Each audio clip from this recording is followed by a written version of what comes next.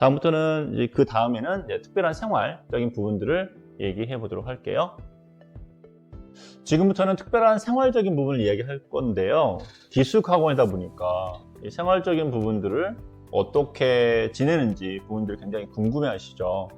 먼저 특별한 학습에 대한 공간을 이야기할 건데요. 저희 학원은 이 교실과 독서실과 인강실이 따로따로 분리되어 있다는 게 가장 큰 특징이죠.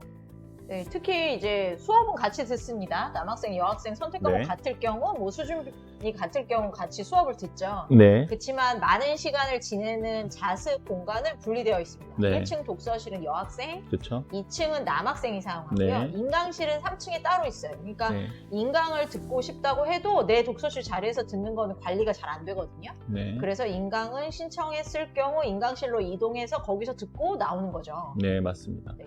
이렇게 이제 인강실 안에 태블릿 보관함이 있어요. 그 안에 태블릿을 다 듣고 나면 그 안에 보관을 하고 나와야 되는 겁니다. 그래서 개인적으로 태블릿을 사용할 수는 없어요. 그래서 학습적인 부분들이 이렇게 공간이 나눠져 있다 보니까 제가 보기에는 훨씬 더 조금 효율적으로 그리고 공부할 때도 집중력이 생기는 것 같아요. 네. 네. 그 다음은 식단을 보도록 할까요? 기숙학원의 어떤 낙은 또 먹는 게 중요하죠. 그쵸, 네. 어머니들이 이제 제일 걱정 많으시고 그쵸. 챙겨주지 못하니까 어떻게 네. 먹나 걱정이 많으실 텐데 저희 학원 특징은 이제 지금 나온다는 이게 게. 선택할 게 메뉴가 그쵸. 많아요. 그래서 아침도 뭐 밥 먹어도 되고 뭐 네. 토스트 먹거나 죽 먹어도 되는 거고 점심은 전주에 미리 메뉴 보여줍니다. 네. 니네가 뭐 먹을래? 그러면 한식을 네. 먹을 건지 뭐 기호식 먹을 건지 체크해 놓으면 그대로 식당에서 준비해 주세요. 네. 그다음에 뭐 저녁 같은 경우도 한식을 먹을 건지 아니면 밥 먹기 부담스러운 학생들은 뭐 샐러드백 먹어도 됩니다. 네. 주로 이제 여학생들이 이거 많이 신청을 하고요. 네. 저녁 이후에도 간식이 제공되죠. 그래서 네네, 간식은 뭐 저녁 시간 이후에 이제 나눠주고 학생들이 원하는 뭐 쉬는 시간 이런 때 이용해서 먹어도 됩니다. 네. 자, 다음은 정규 외출에 대한 얘기인데요. 저희가 정규 외출은 이따가 뭐 생활적인 부분에서 이야기하겠지만 저희가 3박 4일 이렇게 나가잖아요. 한 달에 한 번씩. 그럴 때마다 저희가 이렇게 다양한 지역으로 학생들을 데려다주고 데려오게 됩니다. 버스에는 선생님 같이 타고 내려가세요. 네네. 그리고 선생님들이 내려주시고 타고 올라오시는데 네. 이 외출을 다 나가는 게 의무는 아니에요. 네, 맞습니다. 공부하고 싶은 학생들은 남아서 공부해도 되고 네. 3박 4일이지만 1박 2일이나 2박 3일 만에 들어와도 괜찮아요. 네, 맞습니다. 그러니까 서울 지역, 경기 지역은 이렇게 조기 복귀도 많이 하죠. 네네. 자, 지역구 쪽으로 좀 한번 제가 말씀드리도록 할게요. 뭐냐면 충청 지역은 대전이나 천안 지역 저희가 차량 제공이 되고요. 전라 지역은 전주와 광주 이렇게 저희가 제공이 됩니다. 그리고 서울 경기는 잠실, 부천, 성남, 일산 쪽 이렇게 차량 제공이 되고요. 경상 지역은 대구, 부산, 창원까지 차량 지원이 됩니다. 250명 규모에서 이렇게 차량 지원을 하고는 저희가 알기로는 저희 학원이 유일한 걸로 네. 알고 있습니다. 자, 다음은 저희 학원에서 만점자가 나왔죠. 네, 2년 연속 만점자 나온 적이 있고요. 네. 네. 이렇게 사실은 만점 나오는 게 쉽지가 않아요. 네. 왜냐하면 저희 학원의 시스템이 어떻게 보면 이렇게 만점자를 배출할 수 있는 그런 시스템이 이미 되어 있다라고 사실은 뭐 보여진다라고 볼 수가 있거든요. 자, 이렇게 해서 저희 특별한 생활적인 부분까지 해서 마무리하도록 하겠습니다. 그리고 생활적인 부분을 말씀드릴 수 있도록 할게요. 지금부터 설명할 내용들은 아까 조금 전에 설명했던 특별한 생활보다 또 좀 더 자세하게, 그러니까 일상적인 부분들을 좀 더 자세하게 설명해 드릴 수 있도록 하겠습니다. 먼저 의식 주 휴가 있네요. 저희가 단체복 입고 생활하죠. 네. 일단 학원에 들어오면 단체복이 제공됩니다. 네. 그러면 최소한의 사복이 뭐 허용되기는 하지만 그래도 주로 단체복 입어야 돼요. 네. 단체복 입는 게 규칙이고 그 다음에 숙소 청소는 매일 선생님들이 해주십니다. 그 다음에 네. 빨래는 기숙사 층마다 정해진 요일이 있어요. 그래서 일주일에 2번 세탁 바구니를 세탁실에 가져다 놓으면 위아반 선생님들이 세탁해서 건조까지 해주십니다. 네, 맞습니다. 그리고 아까 전에 그 특별한 생활을 저희가 설명할 때 식사적인 부분, 그러니까 급식에 대한 부분들은 다 설명한 것 같아요. 근데 저희가 이제 그 생일 파티나 네. 그리고 뷔페는 모의고사 본 저녁에 대부분 뷔페를 하고요. 스페셜 메뉴 같은 경우는 치킨 피자 데이 이런 게 있을 수 있죠. 네. 자, 그리고 이제 자는 거, 그리고 이제 뭐 병원 가는 거 이런 부분들은 저희가 어떻게 하죠? 일단 숙소는 2인 또는 3인실입니다. 네, 단층으로 돼 있죠. 네, 1층 침대가 2개, 3개 있는 방이고, 네. 뭐 베란다도 있고, 뭐 숙소에 네. 욕실도 있고 이렇게 하기 때문에 넓어요. 생각보다 기숙학원 치고는 방이 넓은 사이즈고, 네. 그 다음에 뭐 한 달에 한 번 뭐 소독하고 방역하는 건 당연한 거고요. 네. 그 다음에 원하는 학생들은 10월쯤에 단체로 독감 접종합니다.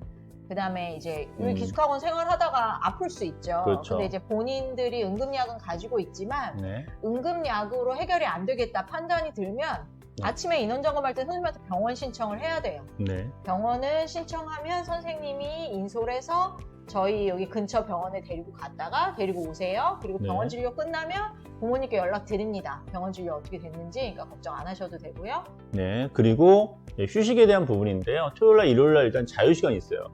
토요일 날은 3시 반부터 한 5시 정도까지 자유시간이고, 일요일은 7시 반에 기상을 해서 9시 반까지 좀 숙소에서 뒹굴뒹굴 할 수도 있고, 좀 더 잠을 잘 수도 있다는 거죠. 아니면 운동해도 되고, 네, 매점을 가도 되고 그렇습니다.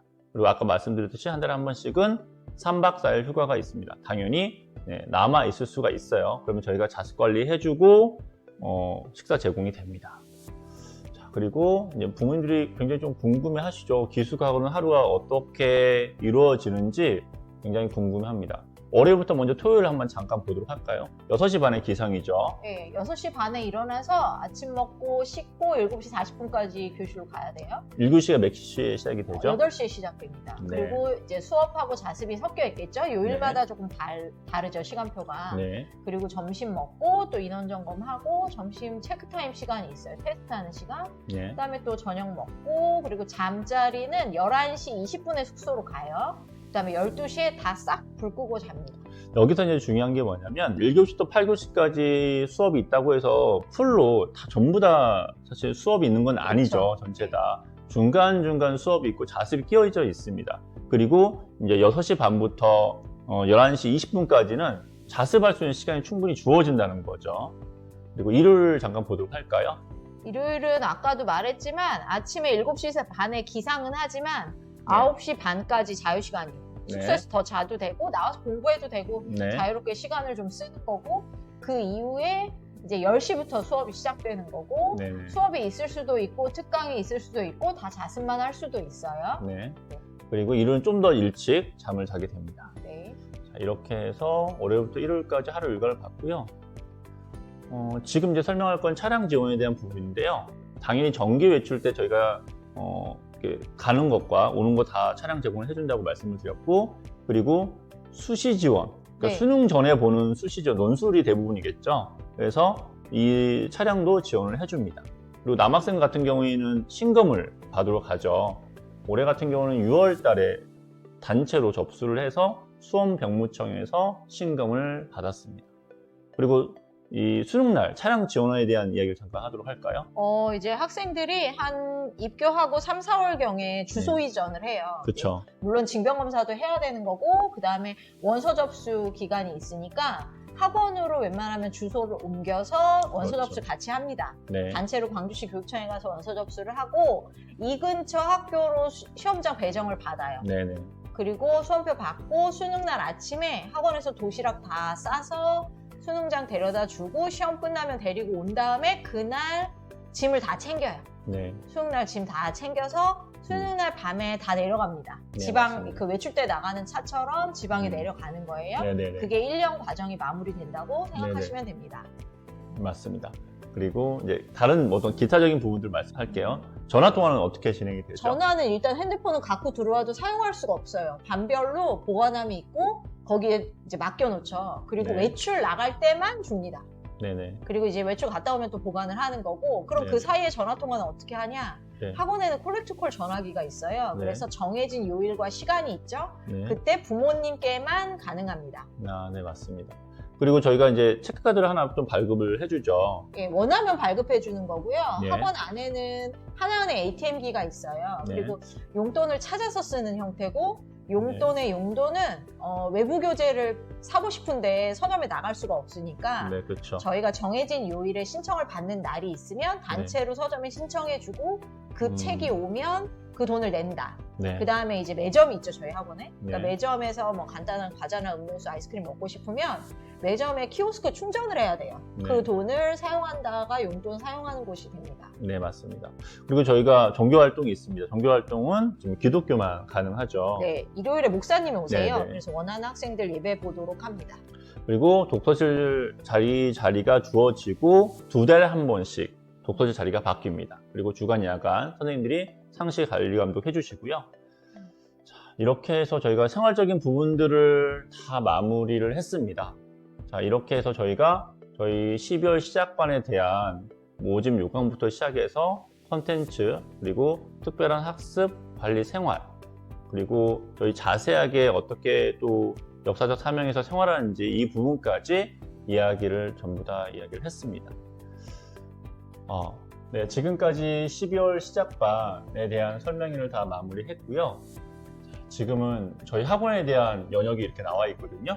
저희가 역사적 사명이 원래는 아니었죠. 네, 용인 종로로 18년 계속 이제 기숙학원이 있다가 올해 5월에 이름만 바뀌었어요. 역사적 사명 기숙학원으로 이름이 바뀐 거고 내년이면 19년 차 기숙학원이 됩니다. 네, 그래서 신생학원이 아닌 굉장히 오래됐고 그리고 노하우도 있는 그런 학원이다라는 걸 다시 한번 좀 말씀을 드리고요. 네.